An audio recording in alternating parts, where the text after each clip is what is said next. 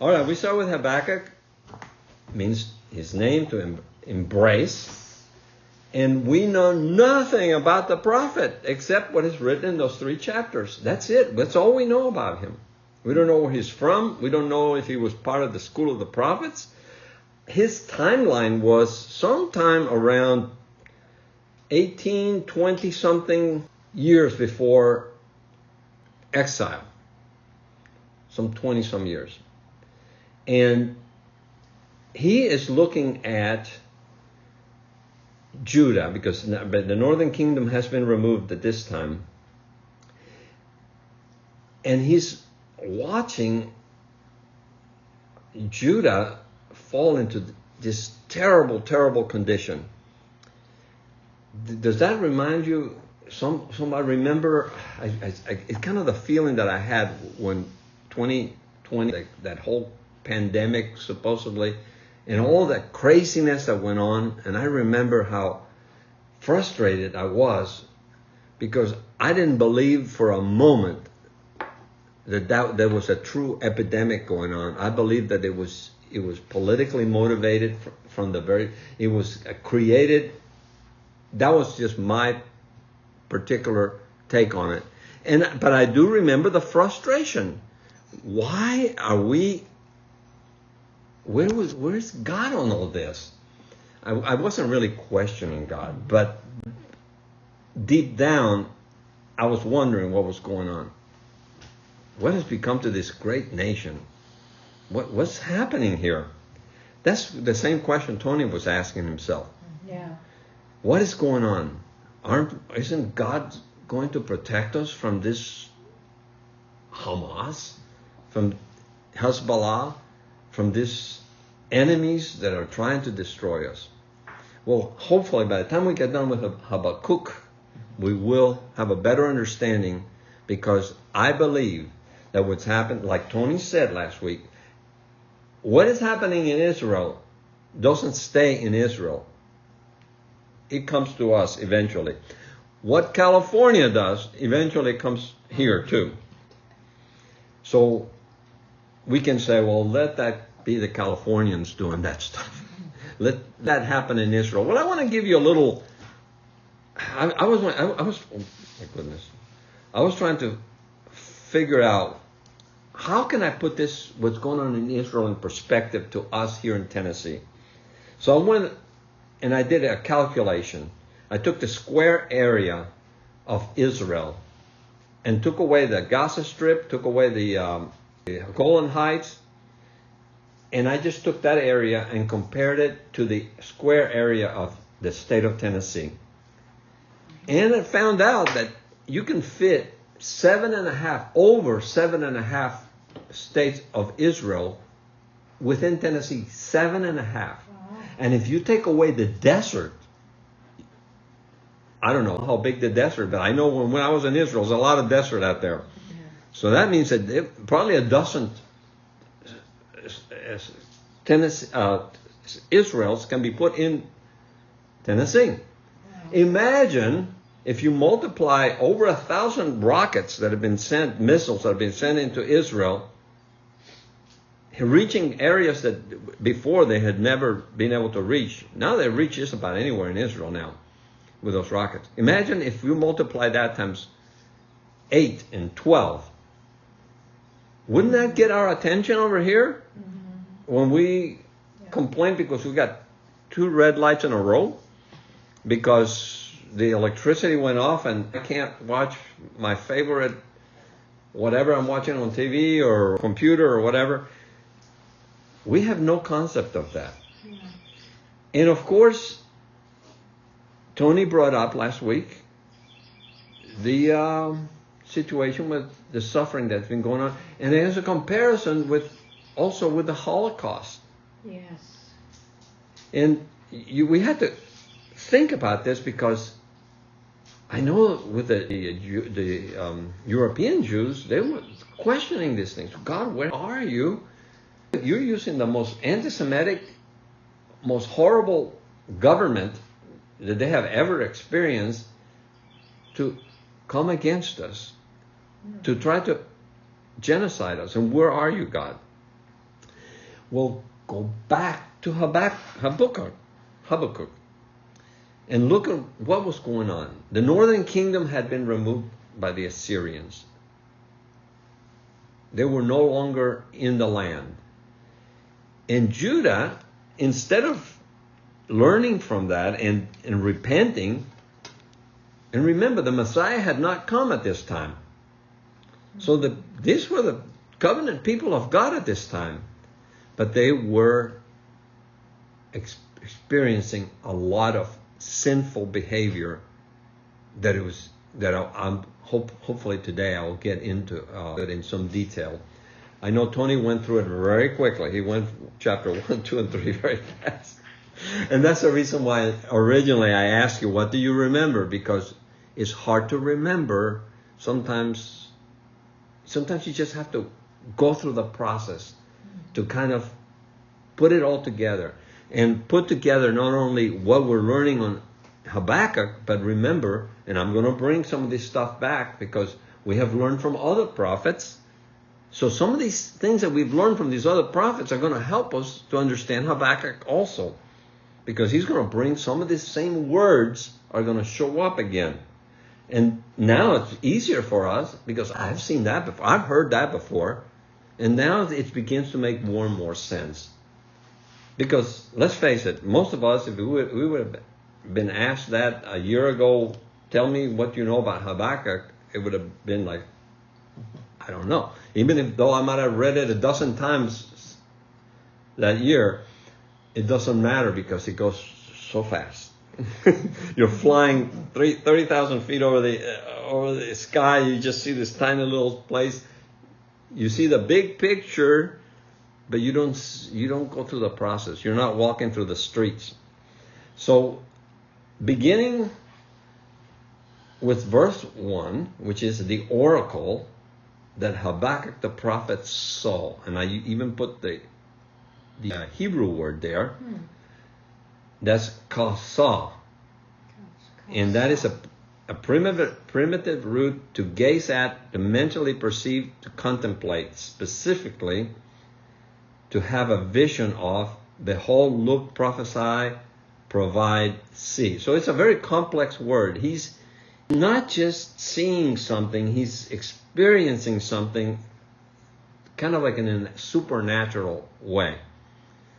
And he's seeing, and this is an oracle. It could be, is also can be translated the burden. This is a lamentation. So Habakkuk, just like the song that you saw, that was a lamentation, except that part of the lamentation was after the other side. When after the rain and the sunshine came up. Well, the same thing's going to happen with Habakkuk, and we know that. Tony went through it last week very quickly. That yes, the prophet is having serious questions, and whether he realizes it or not, he's trying to put God in a situation where we're going to have a tribunal here. Now, you remember the last time we heard about tribunal, and that was with the prophet Nahum. Was it Nahum? Make sure I get it right. Where he wanted to know some things and wanted to, kind of like the way Job said, God, could you try me and tell me where I've gone wrong? Well, Habakkuk is looking at Judah and saying, something is very wrong here, and I want God to explain to me why he's not doing anything about this. That's kind of a risky thing to do. But I guess God, in his mercy and his loving kindness, because he wanted to teach all of us throughout history the lesson that Habakkuk was going to learn. And he was going to do a good job. I just very hesitant to criticize anybody in the Old and New Testament. Because we don't know. We can look, like hindsight's 20/20. Like you can discuss what happened in a football game after it's over, like an expert, because you're seeing, it's already happened, and then you can be an expert at it at that point. But while it's happening, you're not so much of an expert because you don't know what's going to happen next. So Habakkuk is saying basically complaint. It's that type of a complaint. God, what is with us? It's unchecked violence in Judah. And of course we know from Tony and other times that we've expressed, this word here is exactly the word Hamas, which is what this terrorist organization has called themselves after.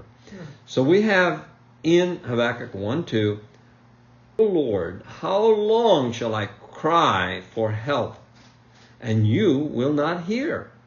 Or cry to you, Hamas, violence, and you will not save. So I wanted to kind of break it up a little bit into different words. When it says here, cry for help, the word is, in Hebrew, that particular word for cry is actually cry out loud. It's almost like yelling. It's almost, remember the difference between listen and shema. Listen is, kind of like settle down, let's listen. Shema is actually like shut up and listen. Pay attention. It's actually that hard. In modern Hebrew, it's very impolite to tell somebody Shema, because they're going to say, you better have something very important because that's very rude what you're saying. Well, we find Shema quite a bit in prophecy because God is saying, you've got to stop what you're doing and listen because this is important. So he's crying out to the Lord, and he's crying to him concerning Hamas, which we know it means it's a type of cruelty and violence for the sake of violence. It's for the pleasure of pain. Unlike the other word in Hebrew for violence, which I did not put in here, which is the type of violence that, for example, a policeman is trying to arrest someone for some kind of destructive behavior, and that person that is doesn't want to be arrested and starts to fight and attacks the police officer, and the police officer has to use violence to arrest him, but it's not because he's trying to hurt him. Now, there may be some cops who may say, I know some cops that want to hurt people. I heard that there's a percentage of cops that actually are there. They love it because they want the fight, they want the violence. And those are the bad cops. Really. They don't need to be in there. But it happens. Just like in government, you have people in high positions, not because they want to serve the people. They want to serve themselves, and they shouldn't be there. But that's the reality. Well, there's a different type of violence. And this is the kind of violence that Habakkuk was seeing all around Jerusalem, Judah. And he was concerned, extremely concerned about this. And I remember Dallas used to always talk about first mention. So guess where the first mention in Hamas is? Of course, you look at my notes, you can see it right away. And that's Genesis 6:11. Yes, the flood. And what happened in Genesis 6:11? A very interesting thing, and we all have read it or heard it 100 times. The earth was corrupt before God, and the earth was filled with violence, with Hamas. I can't imagine what that was like, the earth, because the population was huge at that time. Remember, people were living hundreds of years. So, and there were giants in the land. And it was, and you would always think, I always thought that those giants must have been terrifying, and they were, but actually, from different biblical and extra biblical sources, we find out that the giants were actually more afraid of the people than the people were afraid of the giants, because they outnumber the giants by a lot. And the giants, sometimes they had to hide from people. It was like trying to fight. Have you ever, I don't know if you've experienced this. I have, but I just don't remember the specific details. I've just been told that when I was a little kid, that I took a rock and I hit a hornet's nest. And you can imagine what that was like. Well, can I beat up a little hornet, yeah, I can beat him up and kill him just fine. One. But what if I have 100 of them, 1,000 of them around me? Do you think I'm going to stay there and be Mr. Tough guy? No, I'm going to run and jump in the lake if I have to get away from those wasps. Well, anyway, but the violence was there. It was not just the Nephilim, but also the people were corrupt. And this is what helps me to understand just what kind of violence was going on in here that was caused the prophet to want to seek God's answers. And boy, does he get them. And so I put in here, Habakkuk wants to know why God appears to be doing nothing about the sins of Judah. It appears, the word appears is very important. And if you can read 1:3.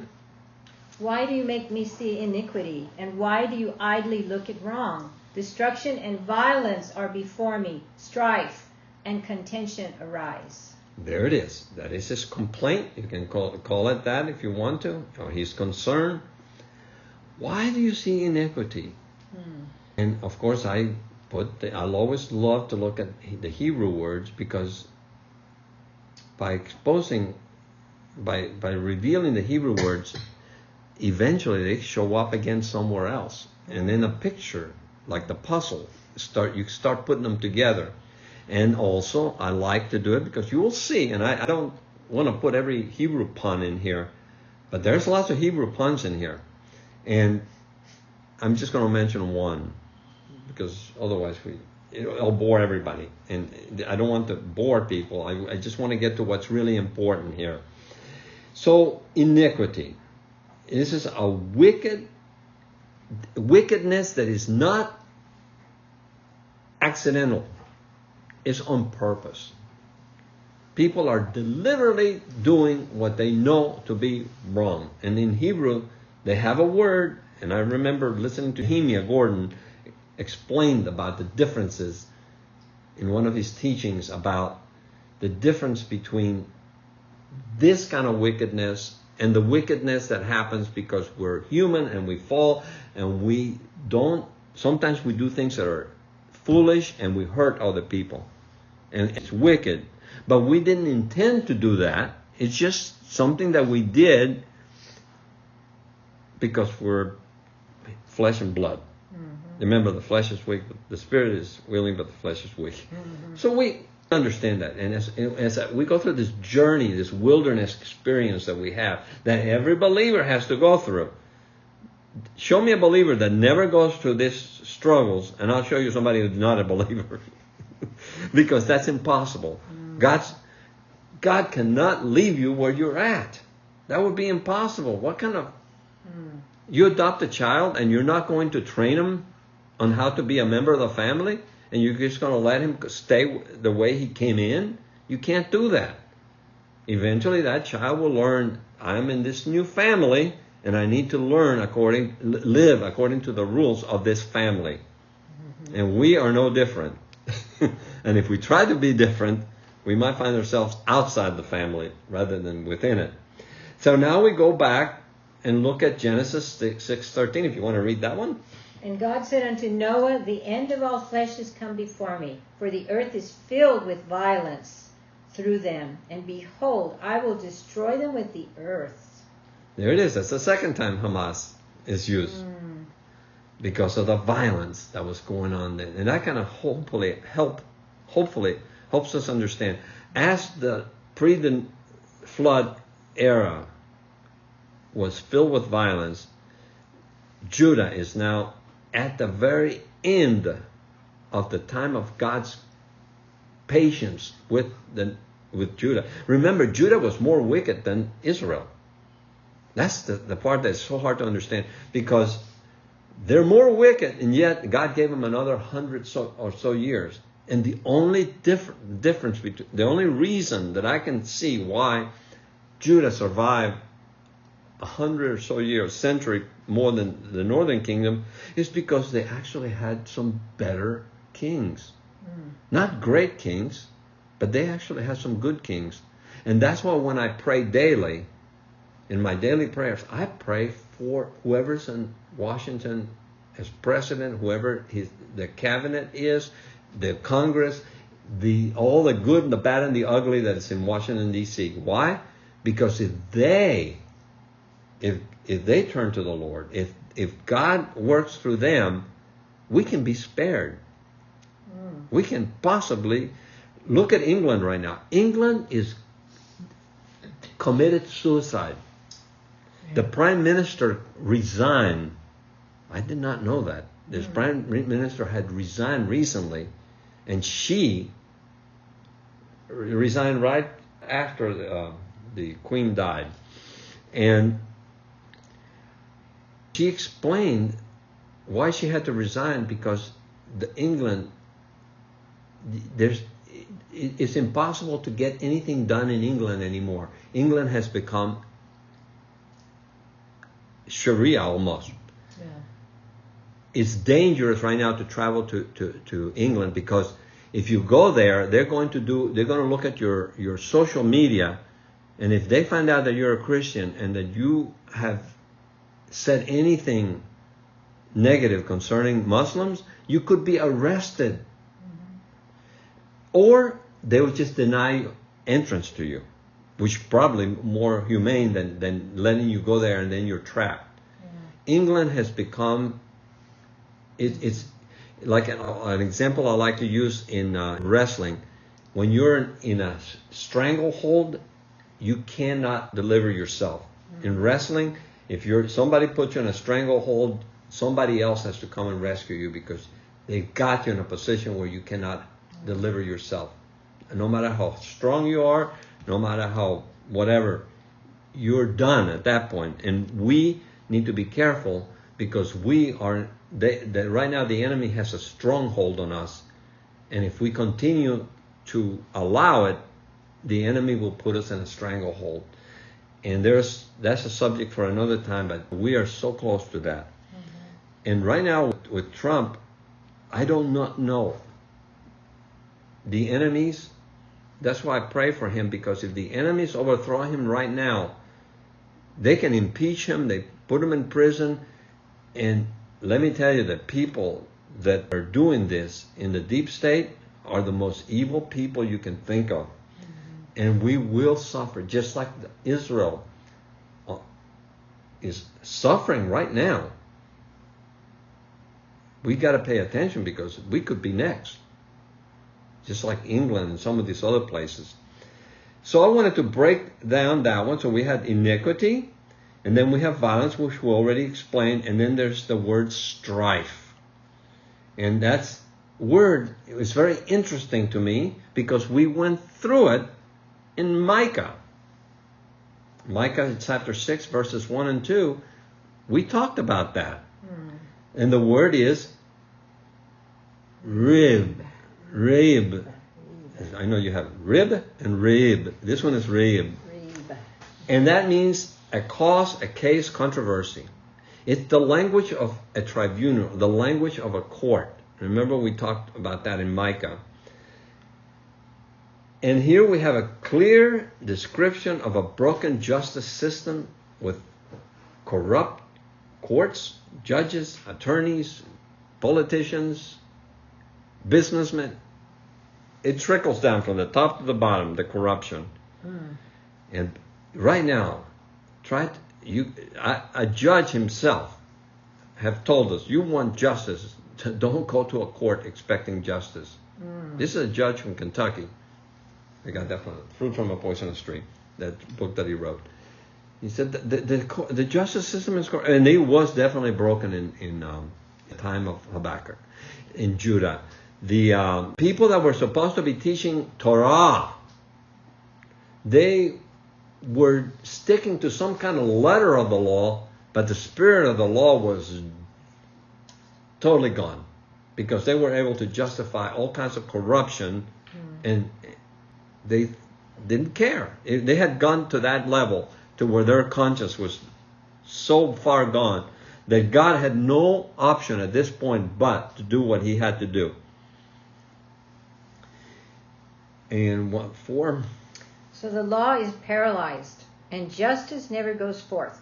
For the wicked surround the righteous, so justice goes forth perverted. Yes. So the law's paralyzed. That's what I was talking about. There was no longer. I think Dr. Baruch mentioned that word that is used for paralyzed. I didn't put it in here, but basically it's a kind of ceasefire. Like it's the same word they use for ceasefire. It's going nowhere. It's dead in the water. It's not serving a purpose. Justice never goes forth. Justice goes forth perverted. So that's the picture. That's Habakkuk's explanation of what he's seeing, why he wants God to help him with this dilemma that he's in. And of course, that's a very clear picture of what a broken justice system and corrupt courts and attorneys and judges look like. That's a very good picture of that. And I've talking to people. I know my friend Ken Smith. He's dealt with the courts, and he said you would not believe how corrupt those judges were that he had to deal with. They cheated him for millions of dollars. The guy should have been a multimillionaire, and they stole that from him, and they used the court to steal that money from him. Look what happened to Tim Meyer. That is corruption. That is injustice. And we as believers, we need to be careful when we pray, because we could be next. Where just an innocent trip to Walmart could end up us in prison, putting us in prison. I'm not saying that to scare you. Continue to do what God tells you to do, but realize that we're dealing with a corrupt system and that the righteous do suffer. Ask Jeremiah about it. Ask Isaiah. Ask so many of the prophets how hard it was for them, and I guarantee you it wasn't easy for Habakkuk either. Because the people, the leadership were saying, wait a minute, we don't want you criticizing us. They knew they were guilty. And because of time, we're going to go ahead and just begin on verse 5. Look among the nations and see, wonder and be astounded, for I am doing a work in your days that you would not believe if told. Here Jehovah begins his answer to the prophet's question. And it's basically saying, yes, Habakkuk, I am watching, I am paying attention, I am doing something about it, and if I were to tell you about it, you won't even believe it. And here I did put the Hebrew pun in Hebrew there. The word wonder and astounded are the same identical words. But why are they translated different? Because they were written in a different tense.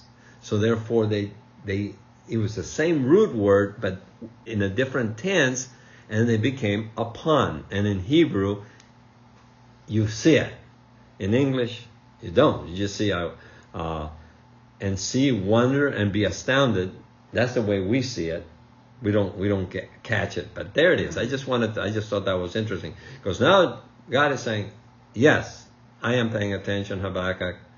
Now you shema, you listen to me, because I am going to tell you the way things are, not the way you perceive them. And verse 6. For behold, I am raising up the Chaldeans, that bitter and hasty nation, who march through the breadth of the earth to seize dwellings not their own. Okay, now we could basically read let's see how we're doing with time. Well, we don't have the time, so I'll just stop with that one. But from verse 6 to verse 11 is God's answer to Habakkuk concerning what he's doing, what he's going to be doing, what he's working on.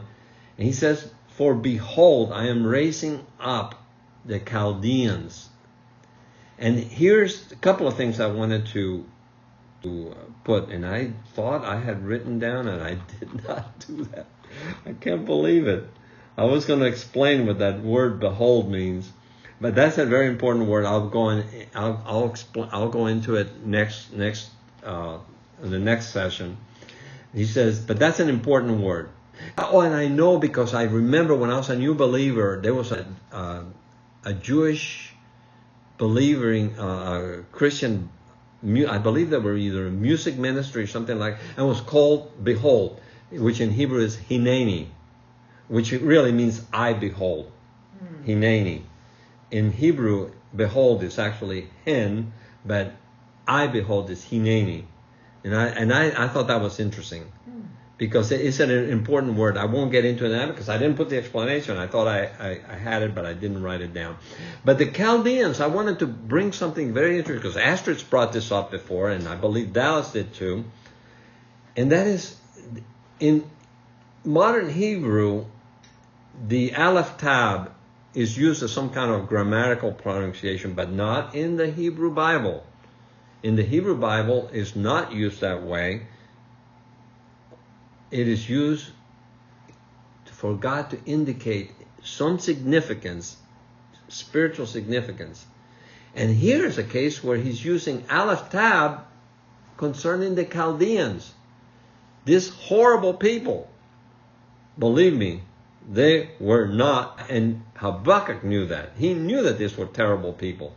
And they were, like Tony mentioned, steep in idolatry. In fact, remember when Daniel interpreted Nebuchadnezzar's dream and there was this big statue? See, Nebuchadnezzar and the Chaldeans understood that very well because they were idolaters. And that image of the golden head and this big, it was something that they could identify with very well because of their overwhelming idolatry everywhere. In fact, that was what cured Bnei Israel of their idolatry. After they came out of the exile, they vowed never to ever get caught up in idolatry. And they did. They actually, from then on, they dropped that like a hot potato. But unfortunately, they became corrupt again. We know that because when Jesus came, they didn't get the red carpet. He got the left-footed fellowship. So we know that people just never learn. Eventually, all denominations become corrupt. Eventually, all governments become top-heavy and corrupt. There's some pattern that goes on.